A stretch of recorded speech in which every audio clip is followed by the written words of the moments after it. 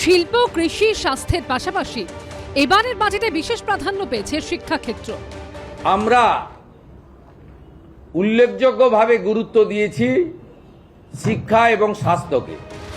Model school থেকে নবোদয় বিদ্যালয়, mid day মিলের বরাদ্দ বৃদ্ধি, আইটিআইয়ের আধুনিকীকরণ, পরীক্ষার্থীদের প্রস্তুতিতে আর্থিক সাহায্য, শিক্ষার্থীদের বিনামূল্যে প্রশিক্ষণের মতো একগুচ্ছ বড় ঘোষণা করা হলো পশ্চিমবঙ্গের বিজেপি সরকারের প্রথম বাজেটে।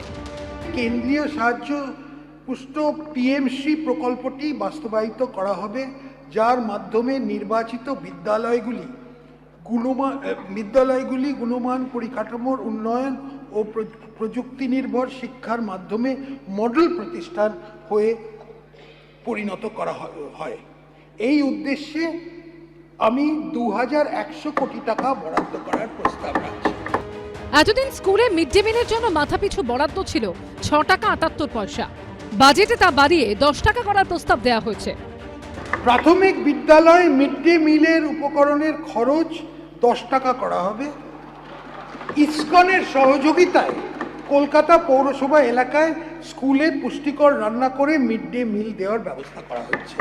সরকারের অবশ্যই এটা খুব ভালো প্রস্তাব। আমরা যদি ছাত্রছাত্রীদের ভালো মন্দ খাওয়াতে পারি মিড ডে মিলে, অবশ্যই সরকারকে সাধুবাদ দিতে হয় এবং এটা ভবিষ্যৎ প্রজন্মের জন্যই ভালো।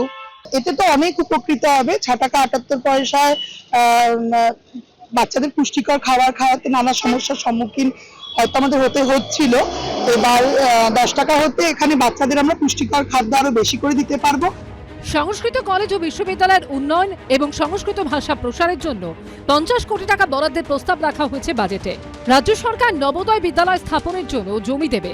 প্রাথমিকভাবে দক্ষিণ 24 পরগনা, মালদা, ঝাড়গ্রাম এবং পূর্ব বর্ধমানে 4টি জায়গা চিহ্নিত করা হয়েছে।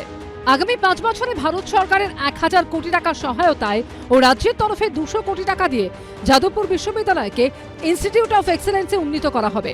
ঝাড়গ্রাম ও বাঁকুড়াতে 2টি কেন্দ্রীয় বিদ্যালয় স্থাপনের জন্য জমি চিহ্নিত করা হয়েছে বলেও জানিয়েছেন অর্থমন্ত্রী। আমাদের খুবই খুশির খবর।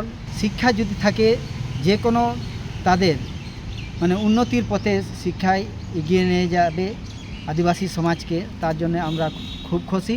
আমাদের ঝাড়গ্রাম নিজস্ব জেলাতে আমাদের জঙ্গলমহলে আমরা বিশ্ববিদ্যালয় পাচ্ছি। এতে আমাদের আদিবাসী মানুষজন বা আমাদের যারা ছেলেমেয়েরা পড়ুয়ারা আছে আমাদের প্রজন্মের, তো ওনারা নিজের হোম ডিস্ট্রিক্টে রিসার্চ করার একটা সুযোগ পাবেন। এছাড়া বাজেটে বলা হয়েছে সরকারি ও সরকার পোষিত কলেজের ছাত্রছাত্রী যারা প্রতিযোগিতামূলক পরীক্ষার প্রস্তুতি নিচ্ছেন তাদের এককালীন 30,000 টাকা আর্থিক সহায়তা দেওয়া হবে।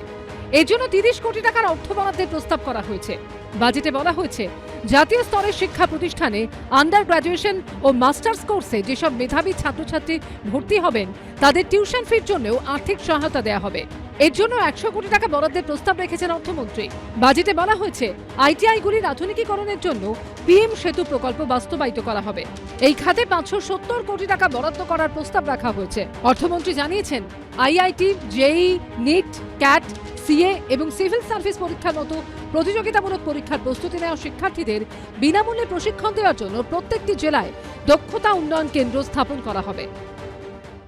এবিপি আনন্দ, এগিয়ে থাকে, এগিয়ে রাখে।